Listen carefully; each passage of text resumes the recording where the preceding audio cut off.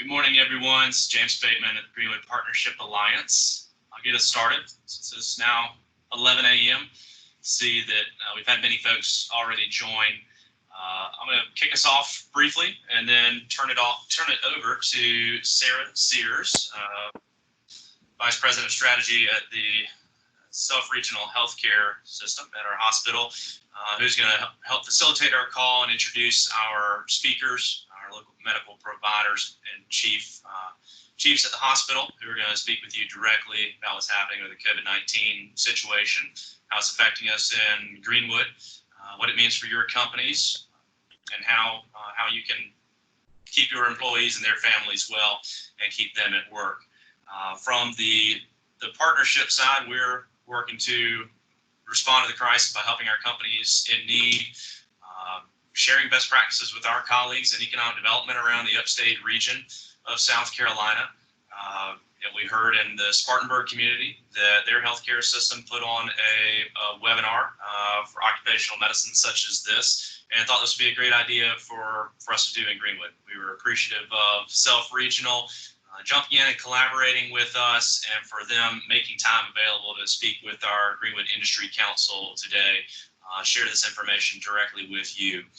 Similar to that, we know it'll be helpful for our companies to share information amongst yourselves and your best practices, any types of operational controls, mitigation measures, safety measures you may be putting in place. And we'll also be circulating a Google Sheet in the next day or so for you to share those best practices amongst yourselves. We'll also be distributing results of our COVID-19 industry impact assessment that the partnership has conducted. We have 24 responses from many of your companies that I see have dialed into the call today. So glad to have you all on to hear from Self-Regional Healthcare. And Sarah, I will let you take us from here. Great, thanks, James. I appreciate it. Again, everyone, I'm Sarah Sears. I'm Assistant Vice President of Strategic Planning, and I work closely with our Occupational Health Services team. James, again, we appreciate the partnership pulling this together and giving us an opportunity to update our community and update the industries in our community. So our agenda today is kind of divided into 4 sections. We're going to start with an update on what Self-Regional Healthcare is doing around COVID-19. Dr. Matthew Logan is going to give that update to you. That's going to be followed by a COVID-19 virus update. That's going to be Dr. John Holman, one of our infectious disease specialists, followed by Dr. Dennis Murphy, who's our medical director for occupational health. He's going to talk about some of the a guidance document that we put together in response to employers asking about how to best handle this pandemic and what's happening within each of their organizations. And we're going to follow that up with Bryson Balknight, who's with occupational health. He's going to talk to us a little bit about the communications he's had with employers and some community collaborations that we've seen. Again, kind of going back to James talking about best practice, some of the best practice that we've seen shared. What we're going to do is have questions at the end of each section, and then also have opportunity for questions at the end of the webinar. And just a quick reminder to please make sure you mute your lines unless you have questions, just so we don't have feedback and everyone can hear the speakers. With that, I'm going to hand that over to Dr. Matthew Logan and let him introduce himself, and then give us an update of what's going on at Self-Regional. Dr. Logan? Hey, this is Matt Logan. I'm the Chief Medical Officer at Self-Regional Healthcare. I've been with Self-Regional for 15 years, actually from Greenwood, grew up here, Greenwood High School graduate, went away to school and found my way back here. So a little bit about me there. So again, from the agenda of the first kind of bullet point there of keeping the community informed, I want to just kind of tell you guys some of the things that we've been doing at Self-Regional Healthcare to get ready for a potential increase in COVID-19 patients. So we've started several weeks back, I believe around the first week of March, where we started really became more alert to the potential seriousness of COVID-19 and in our community, potential for a surge down the road at some point. We opened up our incident command center, and we meet every day, a couple times a day, to try to stay organized in our efforts to prepare. One of the big items we've been working on is developing an inpatient surge plan. We have a 30-bed intensive care unit here at Self Regional, and we have plans in place now to be able to expand that to up to 58 beds if needed. And that doesn't count our ORs, which we also have ability to put patients in there, potentially using our anesthesia machines as ventilators if we needed to. We've stopped all elective procedures through the end of April. That may need to be extended depending on how the next few weeks go and play out with our volumes here at the hospital, as well as to make sure that we're conserving our PPE as well as our patients and trying not to expose people unnecessarily. We're creating negative airflow floor. The plan would be to, if we start having an increase in COVID patients, we would like to keep them on a negative airflow rooms as much as possible. However, if we had a large number of patients, we have developed a plan to isolate all of these potential patients to one floor and keep them in a negative airflow area as much as possible, and also segregate out our intensive care units into one part which we would treat COVID patients and one non-COVID patients to try to keep those separate as much as possible. Of course, we're doing a lot of the things that I know you guys are working on so far as staff screening. We have instituted temperature checks upon entry to the hospital. We have team huddles every morning where our teams on the inpatient side, as well as outpatient practices, huddle together to talk about just kind of run a list of, is anyone feeling bad? Has anyone had a cough? Has anyone been running fever at home? Anyone have any family members at home sick? Things like that. Anyone who would either screen positive through that or have a fever would be asked to go home and to call our employee health team, and we'll take it from there. We've modified our hospital visitation policy as well to, again, try to limit the number of people coming in and out of the hospital as much as possible to, again, try to help prevent unnecessary accidental or incidental exposure in the hospital from someone potentially coming in from the outside, as well as from someone from the outside getting exposed unnecessarily. We've been expediting development of virtual visits for our outpatient practices. Dr. Mark Bensois has been working on that process. We started that a little bit several months back. However, with the onset of the COVID-19 issue, that's really been fast-tracked. We've had mixed results with that, but it is available, and a lot of our practices are now doing that either via televisit or just on the telephone calls as well. And also to try to prevent any type of spread in our practices, we're limiting any nasal swab collections in the practices to be done at the hospital through our drive-through process, which I'll briefly mention. Our drive-through screening process was also started several weeks ago. Dr. Holman's going to run through the screening numbers and statistics with you in just a minute on the number of patients that we've put through there so far. But in brief, we want to try to limit testing in our outpatient practices to limit exposure. Anytime as you can imagine, if you put a swab down the back of someone's nose deep enough to collect these samples, it can cause a lot of coughing and whatnot. We don't want to spread aerosolized potential virus out in our practices. So we're doing all of those through our drive-through process. We also, in that drive-through process, are doing community screenings. And I believe in the document that Dr. Murphy circulated, there's the phone number on there, 725-4200. Anyone in the community, regardless of a referral, can call that line and get set up to come through our drive-through screening process at this time. Initially, when we first started the drive-through screening process, we, like a lot of other hospitals across the country, didn't have enough testing supplies. And because of that, we limited the number of screening to specific screening questions. For example, if you had a fever, cough, and did you travel to an area where there's known COVID outbreak, for example, Wuhan, China, or Italy, or places like that. But as testing has become more available, we've now pretty much opened that up to where basically anyone that calls can get a screen at this time, a screening test if needed through our drive-throughs.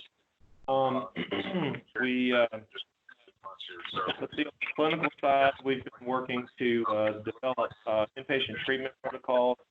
Dr. Lincoln McGinnis is our inpatient hospital medicine director, and he's worked with Dr. Holman as well as our other infectious disease specialist and our ICU specialist, and have developed some pretty robust treatment protocols using the latest evidence and recommendations based on CDC as well as literature that's currently available. I truly feel that whenever we get more of these, we will be able to provide as good a care here as can be provided anywhere in this country. So I feel really good about where we are with that. We've had a great response from our physicians in our community as well. We've had over 80 physicians who volunteered to help if needed, who aren't currently working in the inpatient setting, so that was impressive as well. We're also working with Greenwood County Emergency Preparedness Team and George McKinney over there to help coordinate community resources in case of a surge. For example, where could homeless people go and those type places, and working on plans for those people to try to help keep them out of the hospital as well. And then in addition, I want to thank all of you who have donated to our PPE at the hospital. That right there alone is so huge for our healthcare providers, and thank you so much for all the donations that our community has given. That's been truly amazing, and thank you all for that. So that's kind of a brief overview of some of the things we've been working on here at the hospital. So far, our inpatient census is down around 120 patients a day. Typically, we would see around 200 patients a day on the inpatient side, or have around 200 patients on the inpatient side. A lot of that has to do with our reducing elective surgeries, as well as I think people are just staying home. Certainly our trauma volumes have dropped off significantly, which is great. I think people are just trying to stay home as much as possible. So we're ready. We have about 80 beds of capacity in addition to the additional ICU capacity. So if we do get a surge here, I think we'll be ready to serve our community. And I'll turn it over to Dr. Holman at this point. I'm sorry, I have a quick question. Yeah. As far as the turnaround on the drive-through screening, how many days would that take for someone to, call in and then be able to go through drive-through screening? So good question. We can usually get you in same day or the next day. It is open Monday through Friday from 9 to 5, and we're averaging around 50 or so patients a day through there. I think the highest we did was around 80, so we can get folks in real quick for that. The turnaround on the test initially was horrible. As you can imagine, DHEC as well as some of the private labs, we primarily use Quest. Some of our outpatient practices use LabCorp, but we had wait times on test results of up to 8 to 10 days on some of our longer ones. DHEC and we're using a different reference lab now out of Richmond, Virginia that we ship these to, and we're getting them turned around within about 48 to 72 hours. So 2 to 3 days now is our average turnaround time. But getting someone in for a quick test, we can usually get same day or the following business day. Great, thank you. Yeah, this is John Hallman. Only one comment about the testing. Matt said people can call and be tested. That's true, but we are just testing people who have symptoms. If someone says, gee, I'm worried I have this, but I feel fine, that's not the appropriate person to test, and we can talk more about that later. So if anybody is symptomatic, and symptoms vary, they can be tested, but asymptomatic patients, we're not ready to test at this time. Yes, I agree with John on that. Understood. Yeah. So, Tommy Troll, the question. Go ahead. We've got some employees that have gone to Abbeville to get tested and producing symptoms or having symptoms, and they have not been tested. So, do y'all have any ties or any touch with the Abbeville Hospital? Yes. Chris Oxendine over there and we talk probably once or twice a week on kind of what's going on in our different hospitals to try to coordinate things as much as we can. And like I said, we're we're certainly glad to try to help Abbeville Hospital as much as possible. I'm not sure their exact testing protocols over there on who they are or not testing. I know they have helped us some early on in the testing. They were getting things turned around faster at DHEC, and we started partnering with them some on our transporting of testing and materials and things. But yeah, I'm not sure exactly what their protocols are through their testing process, though. Okay, because our concern is, and as well as our employee-based concern, is if they are exhibiting symptoms and a few of those symptoms, and they're only getting turned around, and the information I'm getting back from those employees is they are not being told to self-quarantine or stay at home or anything of that nature. So that's kind of my concern. I'm not sure about what Abbeville's doing. I know that when we come through our testing line that everyone's given home quarantine instructions at the time of their coming through our screening process. I'm not sure about what paperwork Abbeville may be sharing with their people. Hey, look at me, stop. Go pick up all your, here, come outside. Go pick up all your labels over there that are on the ground. Here. So throw them away. Look, let's spray you down. Please throw. Okay, are there any other questions for Dr. Logan? And we'll go ahead and move on to Dr. Holman. Hi, I'm John Holman. I'm an infectious disease specialist here in Greenwood. I came here in 1986 from Emory, and it's been a great place to practice, and this has become a very challenging time for us. But briefly, I just want to talk a little bit about the virus and then how I see us moving forward from where we are now. You may have heard too much about the virus, but the virus is called SARS-CoV-2. That's the virus. The disease is COVID-19. It was first reported to the World Health Organization December 31st. It was reported from Wuhan, China. It had been circulating there for at least a couple of weeks. And this is a coronavirus. Coronaviruses have been seen in other diseases. There's a disease called SARS from 2003, if y'all remember that, or the one it killed a lot of people, but this is a different coronavirus. This virus is something we as humans had never experienced before. For that reason, we have no experience with it, and it's very transmissible, and we're very susceptible to it. This virus still come from animals. It's zoonotic, means it came from animals and jumped to humans. The most likely source of this is bats. As I said, it's very transmissible. The reproduction rate, meaning if I had this virus, I'm likely to spread it to 1.5 to 3.5 people unless you take measures to prevent that. And so it's very transmissible. As I said, we have no immunity to this. All of us are susceptible until we get infected or hopefully vaccines in the future. So it's very transmissible. And right now, we are certainly working on protocols of medications. But the truth is, there's no proven effective medication for this at this time. We're investigating different medicines, and I hope in 6 months we'll have definite therapies that will be beneficial. And also, we have no vaccines. That's going to be coming down the pike later. That's probably going to be a year from now. So the problems related to this virus is very transmissible. We have no immunity. We have no effective medicines, and we have no vaccines. So you say, gee, what are we going to do? And we'll talk about that in a minute. The epicenter, this started in Asia and China, but China has gotten this under control, as has Korea, for the most part. The epicenter is now in Europe and the United States. Things change very rapidly. About on the 1st of March in the United States, hard to imagine this now, we have 1 death from this disease in the U.S. As of March 16, which is 3 weeks ago, 4,226 cases of COVID-19 have been reported in the United States. As of today, we're over 400,000. So in 3 weeks, we've gone from 4,000 to 400,000 cases in the U.S. We have more cases in the United States than anywhere else in the world.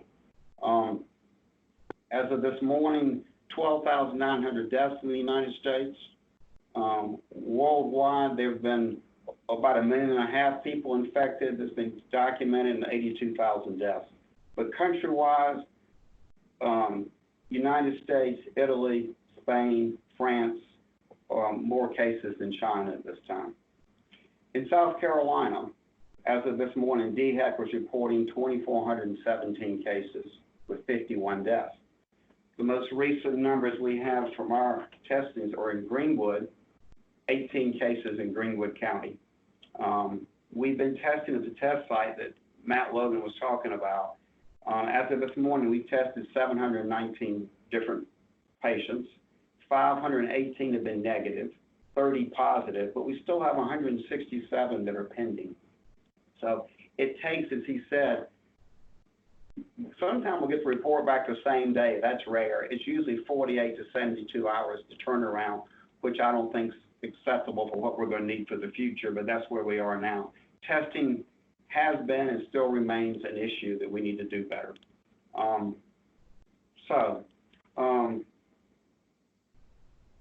One thing I want to talk about is the case fatality rate. And that means of all the people infected, how many die from this?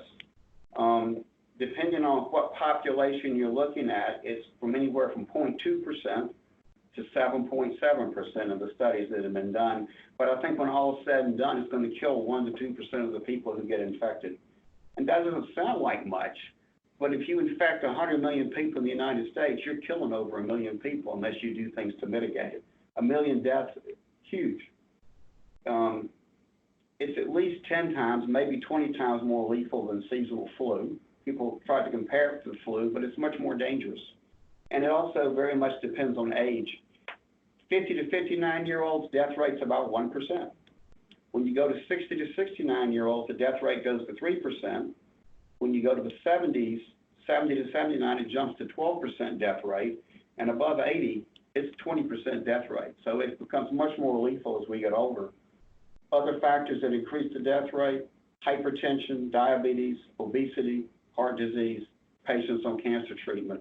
And then maybe some racial differences too, but we haven't been able to sort that out completely right now. So we're in the midst of this pandemic. This started really a month ago, and this has been a very long month for me, and we're going to have many long months ahead of us, I'm afraid. But we need to try to alter this. So how do we move forward? And the thing I want you to hear, what we're doing now is not going to make this go away. Some people think in 3 or 4 weeks, hey, it's going to be great, we go back to normal. It's not going to work that way. This is a very humbling time for me. So what can we do? We can't treat it effectively. We can't vaccinate. We need to try to prevent it and slow the spread. That's what we can do at this time. And just like in 1918 with the Spanish flu, we're doing the same things. We're telling you to social distance, meaning stay 6 feet away from other people, wash hands frequently, try not to touch your face when you're out and about. Masks are now useful if you're in a crowded environment. If you're in your own home, you don't need a mask. But grocery store, and I consider the hospital a crowded environment. We're social creatures. We're in small spaces. We're wearing masks in the hospital. And the mask that I'm wearing is protecting people from me. It doesn't protect me from them. And one of the problems with this disease is it's often an asymptomatic or pre-symptomatic phase when you can spread the infection, which makes it that much harder to treat. But as far as I'm concerned, we're in phase 1 of this epidemic. We've not done a good job in testing in the United States. That's going to be the big fail when this is looked back at later. We've been late starting testing, results taking too long to come in. The other fail, I think, is we haven't had adequate PPE, and we're trying to, those things are trying to change. So, my hopes for the future, how do we move forward? Everyone talks about flattening the curve, and that's what we're trying to do. And you do that by social distancing, hand washing, and masks. And I'm hoping that we can decrease this curve over the next month, and then, great, we'll have numbers that we can handle and won't overcome the healthcare system. But once we flatten the curve, you're going to have a long tail. This isn't gone. It's going to still be in your community, and you're going to have periodic blips. You may have a blip when school starts back. You may, and this is going to be, we don't know exactly what's going to happen in the summer. We don't know if warm weather will help. We hope it will. But this is going to be present in the fall. It's going to be present in the winter until we either get infected or we have a vaccine. So for us to, how do we move forward? How do we handle this? We can't keep the world locked down, but we need to do the same thing that the Koreans have done and a lot of ways the Chinese have done. And this is going to be a big change for what we need to do in the United States. And these are what my ideas are. These may not be the state's ideas, the federal government's ideas, but if you want to control this, we need to be able to test aggressively and get quick results that we can act on. You need to know who in your community has this. And once you do find out someone has it, we need to isolate them. And I would favor, everyone has a cell phone. That's how they do it in Korea. They get your cell phone number and they monitor you from your cell phone. They tell you to stay home, and if you leave home, they know it. That sounds Big Brother, but we need Big Brother right now, unfortunately. We also need to do aggressive contact tracing. When you find someone that has it, you got to say, who have you been around, so we can isolate them. If we can do these things, we can keep the disease controlled. We cannot make it go away. If we don't do this, it's going to start spreading rapidly, and we'll be just in the same situation that New York's in right now. So we need to be smart about this. We need to plan for this. We need to test.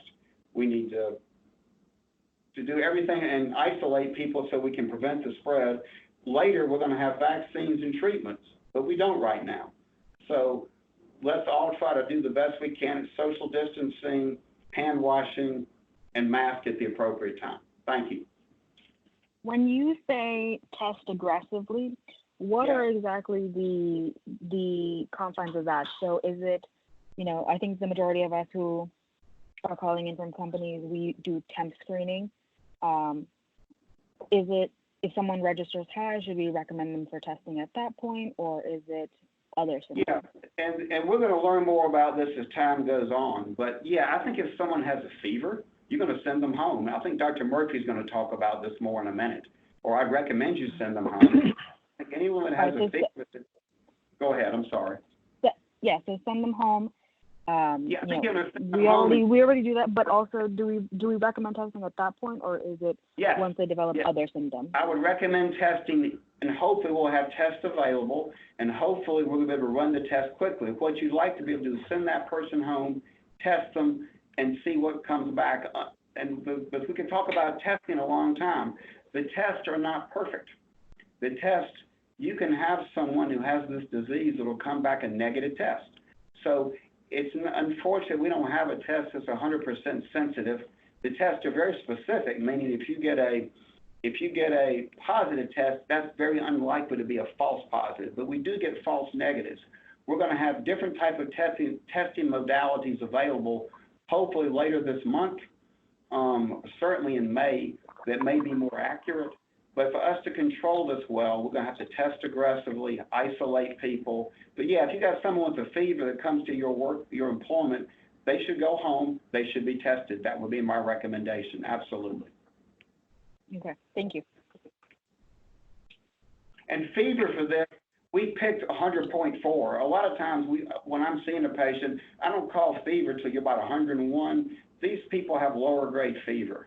They may have a little bit of a cough. They may have flu-like symptoms, but I would use 100.4 as your cutoff, and I'll let Dr. Murphy talk more about that. And keep in mind, the majority of people that have this do well with it. And like 80% of the people have a kind of a mild illness, maybe a low-grade fever, some headaches, some cough. It's been interesting. When we first started our screening process, I called every single positive that we had through our drive-through process, and of course during that I'd ask them about their symptoms and whatnot, and I've been really surprised at how mild some of their symptoms have been. So that fever, cough, congestion, headache, things like that, they definitely be alert to it. And as he said, most people, 80% do fine without really any further treatment. 20% get sick. And of that 20%, maybe 5 or 10% get very sick and end up requiring intensive care units. So the main thing we can do is try to limit the spread. That's what we need to try to do until we have better treatments and or vaccines. Thank you, Dr. Holman. Any other questions for Dr. Holman before we move on to Dr. Murphy? Okay, I'll hand it over to Dr. Murphy. Good morning. My name is Dennis Murphy. I'm the medical director at the Occupational Health Services. some of what I had prepared to say will be redundant from what Matt and John have already said, but I'll go through it. Our main approach to it is, what do you do in the workplace to try to keep your workforce healthy, and not as much directed at how you treat somebody that has this. The very first part of this is redundant with what John said, but it's worth repeating because it's the simple things that really matter.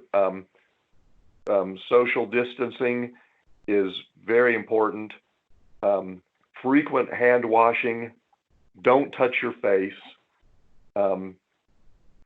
If you're coughing, you shouldn't be in the workplace. You should be sent home. But if you do cough, you need to cough into your sleeve or cough into a tissue and then immediately discard the tissue. Don't cough or sneeze into a tissue and then hold on to it for the next one. Once you contaminate it, get rid of it.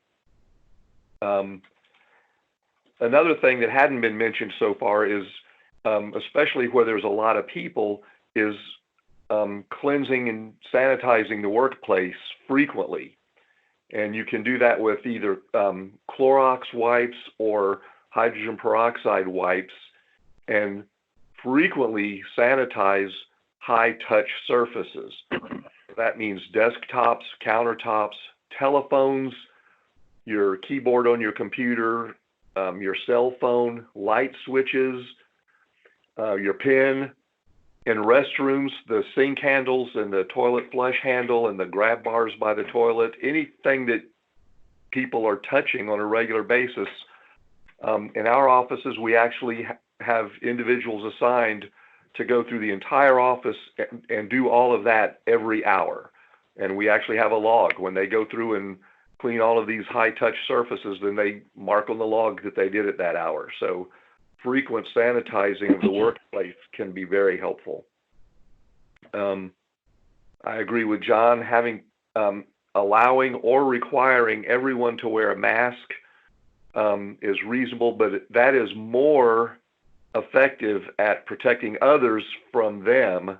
In other words, if I'm wearing a mask, just like John said, it's more important to protect others from me than to protect me from others. Now, the exception to that is the higher level fitted masks like they use in medical facilities, but the ones that you just people wear out in public are more to protect other people from the wearer. A very good source of information on the details of these things is the CDC website. And they talk about how to put a mask on and take it off without contaminating your hands from a contaminated mask and that kind of stuff. So in my document that's on our webpage here, I've got some of the links to the CDC for some of these things, instructions on sanitizing and hand washing and mask wearing and that kind of stuff. Another issue in the workplace is to not require employees to have a doctor's excuse or see a doctor before they are allowed to go home sick. If they say that if they're coughing or have a fever, if they're sick, just get them at home and out of the workplace. And when you do send somebody home, give them instructions that they're supposed to stay home. That doesn't mean they're leaving work so they can go to the grocery store and go do other things. They're supposed to be going and staying quarantined in their home so that they're not spreading this disease. The last 4 pages of the document that we put up is basically from the CDC, and it is instructions for how to quarantine oneself at home and how to keep from spreading it to other family members. And so we recommend that you print those up, and when you send somebody home sick, give them a copy of that to take with them. The next part I'm going to talk about is a more active or proactive approach to trying to protect your workforce, and that is to do screening when people arrive at work. And even if you can do it before they even come in the building, some facilities that have guard stops that you drive through to come into the parking lot, do it at that guard stop so you don't even approach the building if you're going to end up being sent home. But if it has to be inside, It would be as soon as you enter the facility that this would take place. The fourth page of this is a screening form that we have put together. As an example, if you choose to go down this road, you could use this form as it is, or shorten it. You could use the form to document every individual that you screen, or you may only choose to complete the document if they screen positive, which means they have any of the symptoms or any reason that you would send them home. This is just, for you to use however you want to facilitate trying to keep sick people out of your workplace. As John said, the symptoms, in the beginning, we were looking for people with combinations of symptoms, but now we've gotten more lax in basically any symptom. So any fever, like he said, 100.4, cough, just feeling bad, headache, nausea, basically any flu-like symptoms, any one of those, if it's a new symptom, is enough to warrant labeling them as a positive screen and sending them to home quarantine. As the testing supplies become more available, then we're being more aggressive at testing everybody, not just people that are really sick. And what we're recommending, if you are doing this process, if you are screening people as they arrive, then when they test positive, you call the number, the 725-4200 number, and report them, give them their name and date of birth and what their symptoms are, so that those people can go and be tested. Again, we're not testing asymptomatic people, so you have to have symptoms, but you can start that process by reporting them to that number so that they can go and be tested. There's no need to see a doctor just because you have these symptoms, because again, as John said, there is no specific treatment for this. So the only people that really need to see a healthcare provider are people whose symptoms are severe enough that they need to have their symptoms treated, especially if they're short of breath. But any severe symptoms that they need treatment for, then they need to seek care. The advice we're giving is that they call before they go somewhere. If they have a personal physician, they should call them. If they don't have a personal physician, they should call either an urgent care center or the emergency room, depending on how sick they are. If they're really sick, they want to, really short of breath, they want to go straight to the ER approach. If they're just want something to feel better, they might go more to an urgent care center, but they should call ahead and then follow the instructions that they're given by the facility. So that's the first part, is keeping them out of the workplace, keeping people who are infected or potentially infected out of the workplace. The next steps of this are, what are the criteria for somebody coming back to work after they've been sent home, and what do they do when they come back to work? So the criteria for returning to work are basically that you have to have been at least 3 days with no temperature elevation and symptom resolution, and at least 7 days since your symptoms first appeared, whichever one of those is longer. So even if you don't see a doctor and you don't get treated, once you've been 3 days without any symptoms and 7 days since your first symptom, then you can go back into the workplace. We are recommending that if you did not have laboratory confirmation that you had COVID, that you should wear your mask for 14 days after the symptom onset. So even when you go back to work, you might have to wear a mask to finish out the 14 days of protecting other people. If you do get tested, then you can use testing to decide when you can go back to work. And the recommendation is to have 2 negative tests 24 hours apart.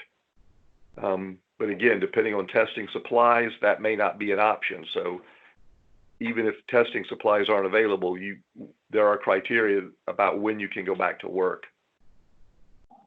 Another positive feature about having a test result, if you test positive, Then once you go back to work and you're completely recovered and you've been through the quarantine phase and you no longer have to wear a mask because you know you're past your infection time, then you don't have to worry about getting it again. You develop immunity once you've had the infection, so you know you don't have to worry about it again if you've had a documented case.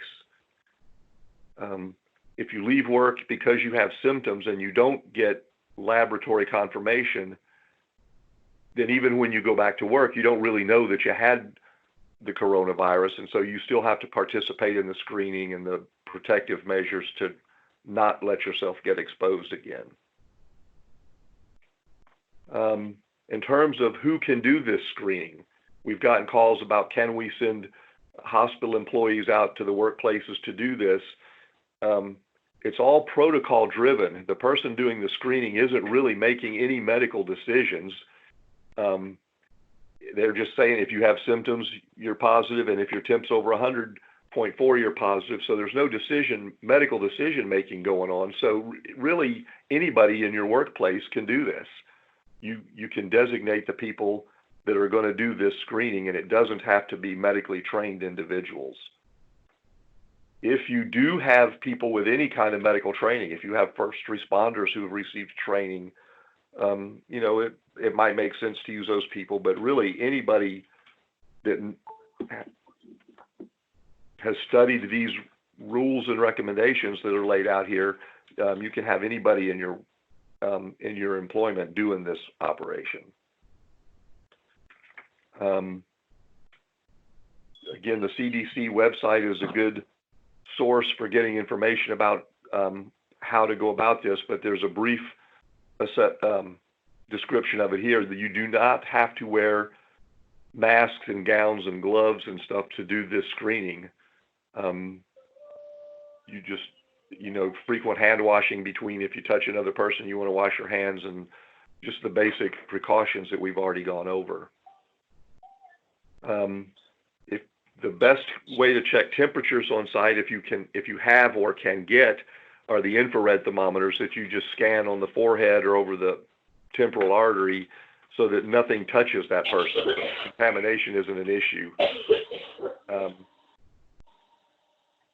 In terms of obtaining masks, that has been a problem. I think that may be getting better now, but Greenwood Mills is manufacturing and supplying masks, and the contact information for them is on my information form, so you can contact them directly to obtain masks if you need those. Greenwood Mills. That's the, does anybody have any questions? That's basically the end of my presentation.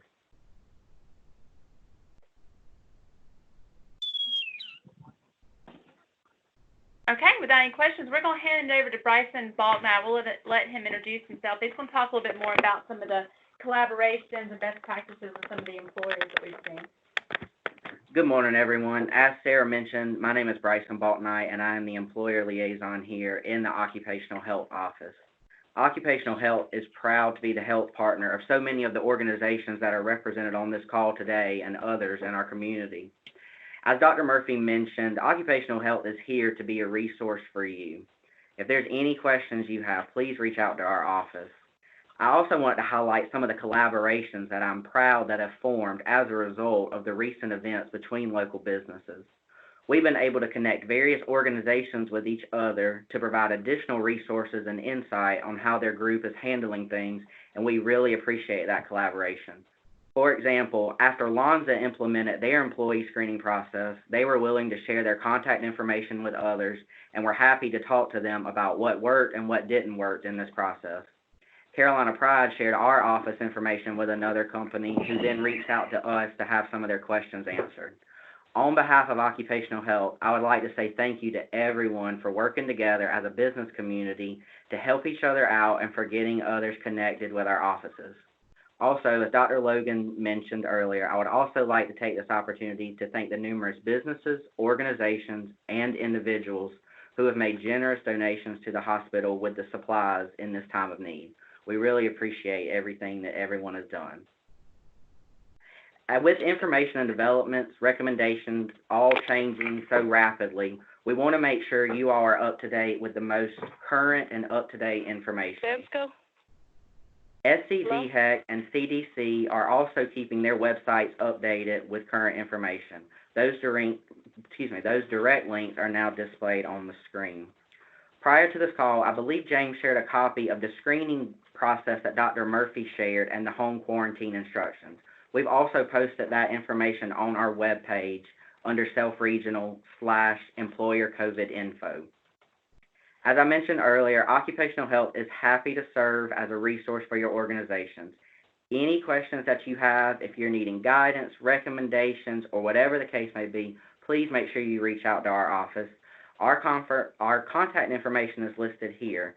You're welcome to call the main office, but please know that you can also contact me directly, and I'm happy to help you out. Lastly, we understand that these are uncertain and unusual times, but please know that Occupational Health remains open to meet the health needs of your organization. Whether we have an established relationship with your business or if you are in need of a new health partner, we are here to provide you with all of our services. We proudly offer drug screening, hearing tests, pulmonary function testing, and our providers are continuing to see patients for pre-employment exams, DOT physicals, and workers' comp injuries. If your organization would like any additional information about our practice, or if there's any interest in utilizing our services, please feel free to reach out to me and we will get you all connected and onboarded. Thank you all for joining this call today, and at this time, I'll turn it back over to Sarah and James. Thank you, Bryson. Are there any questions for any of our presenters this morning? Sarah and team, this is James at the partnership, and a question that our team had that thought might be a helpful clarification to others on the call. Might have the same question. We've all heard, I guess, of a 14-day period for, where a patient could be contagious.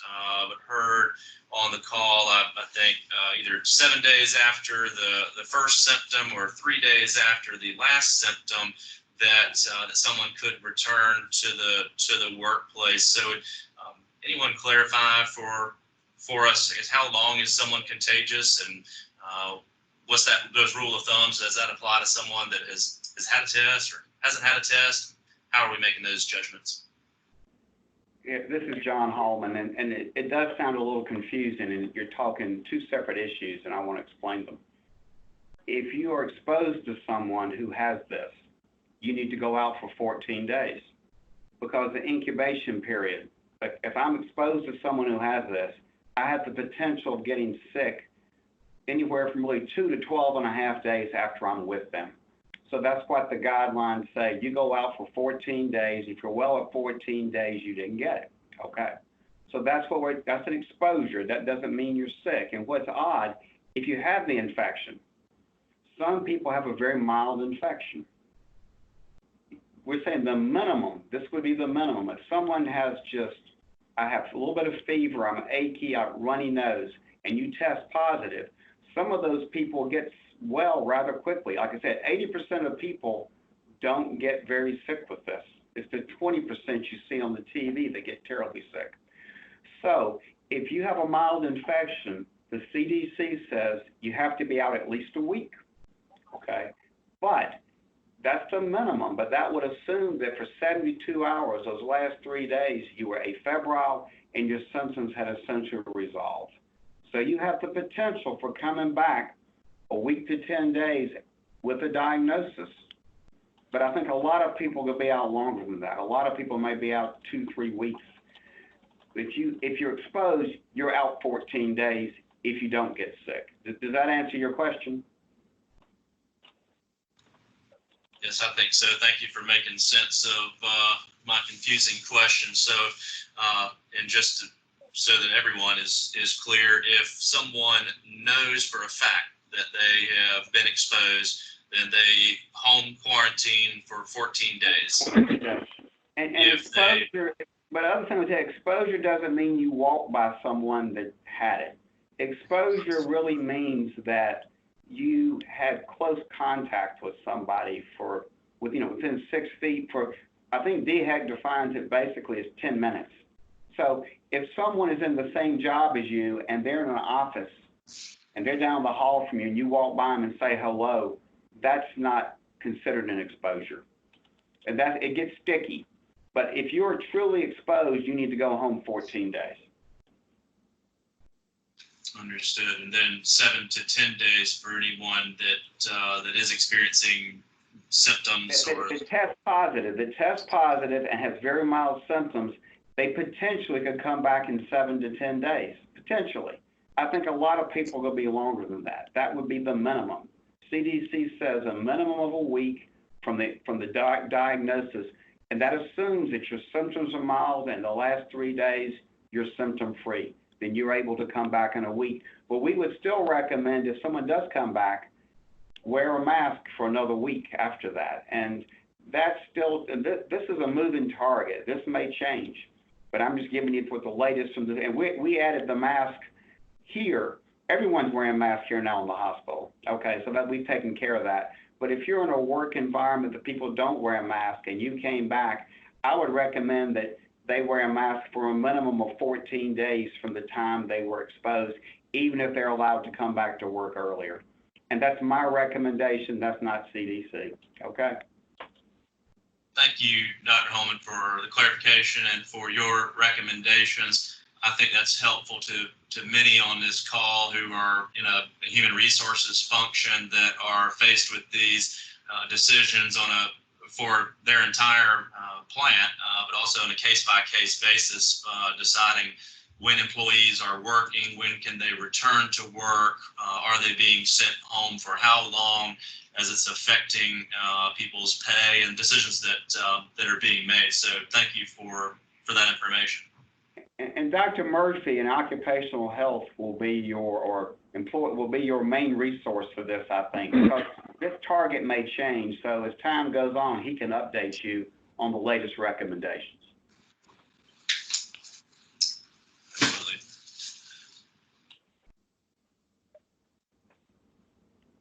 Any other questions?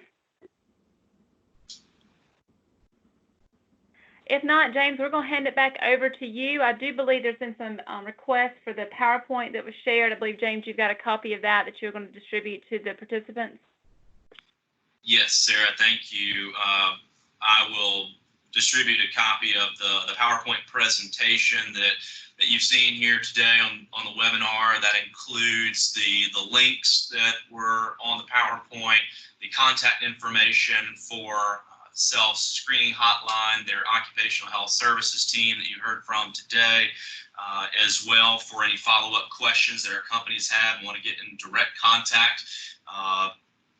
We'll also share a recording of the webinar with all the participants and our entire industry council for any who were unable to join today. That's going to be posted to the partnerships website.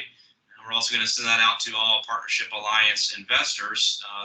That includes many of our industry council members. So we want to share this information as other firms can also benefit hearing from the experts at our hospital and how it impacts their businesses. So we'll share all those things in follow-up. My invitation email included the guidance document that Dr. Murphy mentioned that's been compiled by Self Regional. So that should be in everyone's inboxes. That was a PDF. It is also posted on the hospital's website as a downloadable file that has the screening questionnaire. It has the home quarantine instructions that can be printed out, handed to any employees as necessary. We'll follow up with that document as well. Want to thank the hospital again for making time to put on this call today, as your time is in high demand right now. Know we've had up to 48 participants on the call. I counted at least 17 companies that I recognized by name that were logged in. Know that there were more who dialed in by phone. So this was a great opportunity to share information with all of our manufacturing employers that employ the most people of any sector in Greenwood County. So it's our job to help keep our manufacturers up and running, keep all those employees and their families healthy, so we can continue to conduct their critical businesses. I will say that There's other major industries in the upstate who are screening all of their employees daily on every shift. It sounds like Lonza, and I'm sure there are others that have implemented their own screening procedures locally. Since I have received this question, I'd just like to point out that I'm aware Electrolux and Bosch and Anderson are testing all employees as well. So we know it can be done. If there are any more questions on how to do it, we'll be happy to follow up with those companies and our hospital teammates. There are other industries in the upstate that have had positive cases as well, that have been forced to close temporarily for disinfection and for sanitation. We are thankful that to date, the partnership's unaware of any reported cases at an industry in Greenwood. We're hopeful to keep it that way by sharing information today from our hospital and putting any of these controls and practices into place. Should the unfortunate circumstance happen that one of our companies does have a positive case, we're happy to help in any way that we can with taking care of that situation. And finally, I think it was Dr. Logan who mentioned companies that have donated personal protection equipment to the hospital. Greenwood Mills was mentioned, their surgical gowns and face masks. I'm aware that Caterpillar donated PPE that they had available to the hospital, and I know that there are others that have contributed as well. Just wanted to say, if your company has the ability to donate, there is still a need locally, so please get in touch and let us know that. We'll get you connected to those in need. Also, tell us if your company has your own need for PPE, for protection of your employees in the office, on the production floor, or any other critical supplies that you need. I'll be glad to try and help be a resource and get you connected to those items where they are available. Partnership's here to support all of our companies, and I know we're all getting accustomed to whether working remote, telecommuting, social distancing in the office, and I just want to say that we'll all get through this together. We'll be in touch with a follow-up from today's call. Sarah, thanks to you and our providers again for joining today and helping us with all this information and what you're doing at the hospital. Great. We appreciate you pulling us together. Thank you again. Have a great day, everyone.